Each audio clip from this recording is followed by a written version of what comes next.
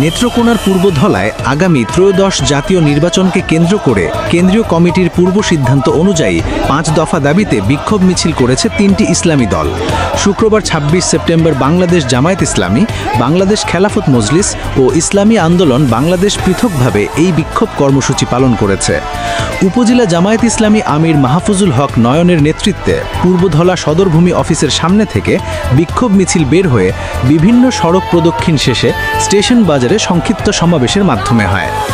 বিকেল 3টায় খেলাফত মজলিস মনোনীত প্রার্থী এবং উপজেলা শাখার সভাপতি হাফেজ মাওলানা মোশাররফ হোসেন খানের নেতৃত্বে পূর্বধলা রেলওয়ে স্টেশন থেকে বিক্ষোভ মিছিল বের হয়ে বিভিন্ন সড়ক প্রদক্ষিণ শেষে উপজেলার জামতলা বাজারে সংক্ষিপ্ত সমাবেশের মাধ্যমে হয়। একই সময় উপজেলা ইসলামী আন্দোলন বাংলাদেশের সভাপতি শামীম হোসেনের নেতৃত্বে উপজেলা সাব রেজিস্ট্রার অফিসের সামনে থেকে বিক্ষোভ মিছিল বের হয়ে বিভিন্ন সড়ক প্রদক্ষিণ শেষে একই স্থানে এসে সংক্ষিপ্ত সমাবেশের মাধ্যমে শেষ হয়।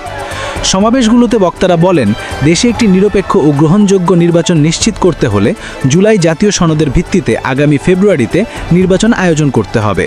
জনগণের ন্যায্য দাবি উপেক্ষা করা হলে আন্দোলন আরও তীব্র আকার ধারণ করবে বলেও তারা হুঁশিয়ারি দেন। সমাবেশ থেকে ঘোষিত 5 দফা দাবিগুলো হলো: 1.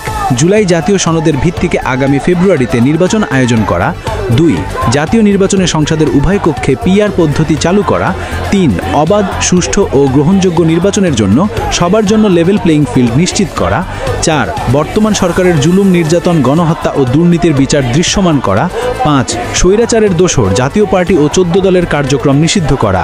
এসব দাবি পূরণ না হলে ইসলামী সমমনা দলগুলো বৃহত্তর আন্দোলনের ডাক দিতে বাধ্য হবে।